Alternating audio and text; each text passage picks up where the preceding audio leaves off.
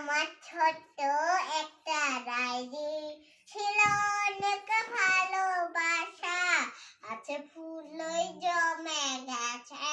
সেই ডায়েরির পুরো